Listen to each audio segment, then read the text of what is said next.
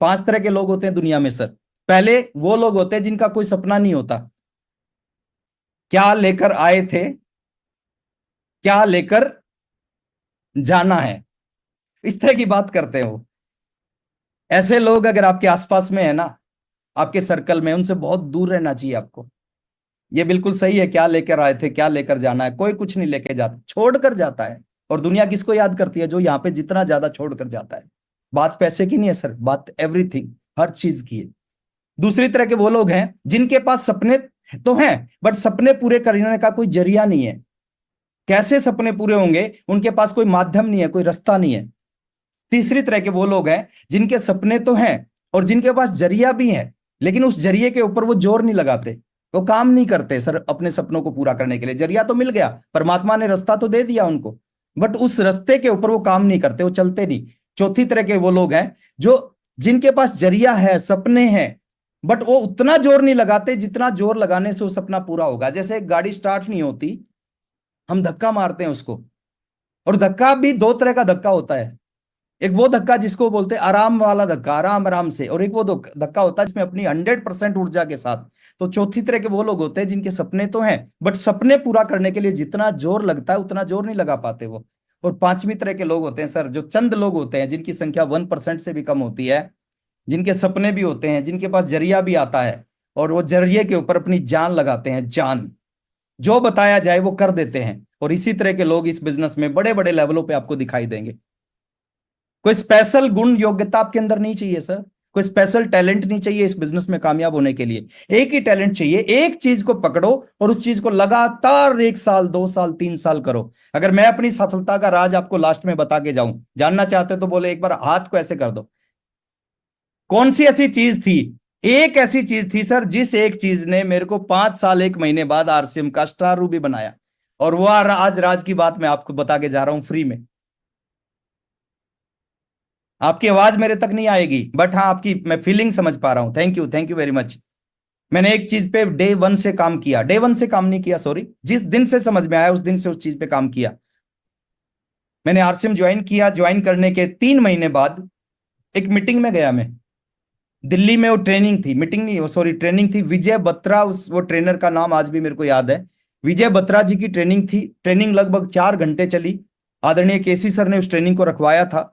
150 रुपए की टिकट लगी थी उस समय उस ट्रेनिंग में। ट्रेनिंग बड़ी लाजवाब रही। 19 साल की उम्र थी, ना दाढ़ी आई थी ना मूछ आई थी। टाई लगा रखी थी, शर्ट पहन रखी थी, रेड कलर की टाई थी। मैं बाहर गया, बाहर जाने के बाद मैंने विजय बत्रा जी से कहा कि सर मेरी उम्र 19 साल है, मैं पढ़ाई करता था, नौकरी करता था, मैंने दोनों काम छोड़ के फुल टाइम इस बिजनेस को करना शुरू किया। कोई ऐसी चीज आप मेरे को बता के जाओ जिस चीज की वजह से, जिस काम की वजह से मैं सफल हो जाऊं। उन्होंने कहा लिखो अपनी डायरी में 3 चीजें, अगले 4-5 साल इन 3 कामों को लगातार करना, आपको कोई रोक ही नहीं पाएगा। उन्होंने पहला शब्द लिखवाया मेरी डायरी में, उन्होंने कहा लिखो डेली एसटीपी। और एसटीपी का मतलब बताया, शो द प्लान। मैंने डायरी में लिखा point number 1, daily STP, show the plan करना है डेली। उन्होंने कहा पॉइंट नंबर 2 लिखो, डेली एसटीपी। अब जब उन्होंने पॉइंट नंबर 2 कहा और डेली एसटीपी कहा, तो मेरे को लगा कि शायद वो अपनी बात को रिपीट कर गए, एक ही बात को दोबारा बोल गए। लेकिन मैं उनकी बात को काटना नहीं चाहता था। मैंने कहा ठीक है सर, मैंने लिख दिया उनके सामने डेली एसटीपी। उन्होंने कहा पॉइंट नंबर 3 लिखो, डेली एसटीपी, डेली एसटीपी। और जैसे ही उन्होंने पॉइंट नंबर 3 और डेली एसटीपी बताया, मेरी समझ में आ गया कि सर बोलना क्या चाहते हैं। और उसी दिन से, इस बात को समझ के उसी दिन से 5 साल तक कोई ऐसा दिन नहीं था जिस दिन मैंने एसटीपी ना किया हो, 4 लोगों को 5 लोगों को प्लान ना दिखाया हो।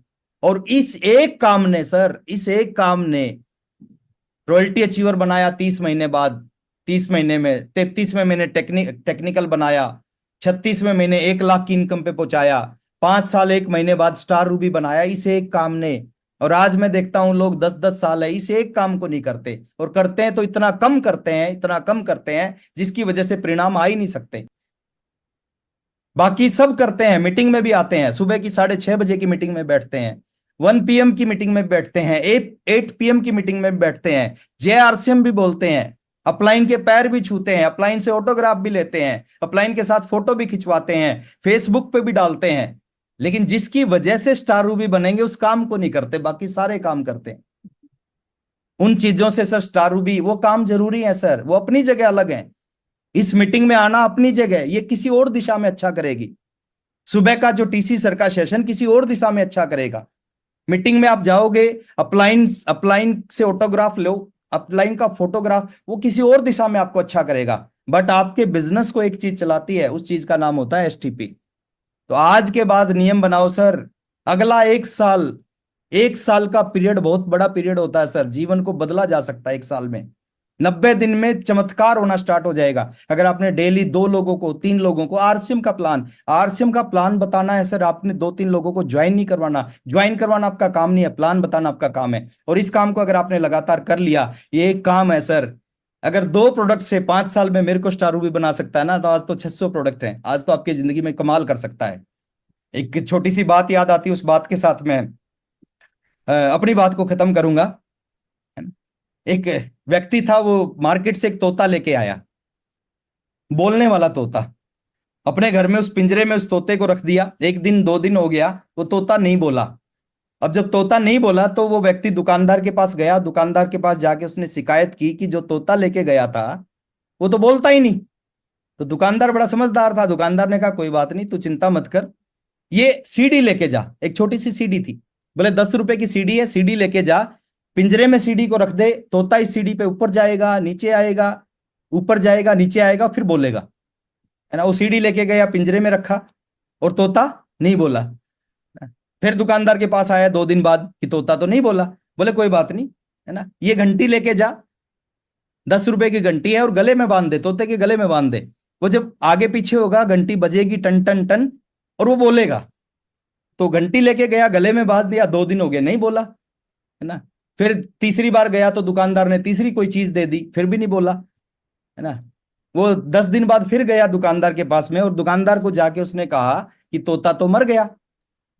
अब दुकानदार ने पूछा तोता मर गया, कुछ बोला नहीं? बोले बोला, मरने से पहले एक बार बोला। बोले क्या बोला? तो बोले मरने से पहले तोते ने बोला कि आप इतनी सारी चीज लेके आए, घंटी लेके आए, सीडी लेके आए, ये लेके आए, ये लेके आए, थोड़ा सा खाना नहीं ला सकते थे क्या?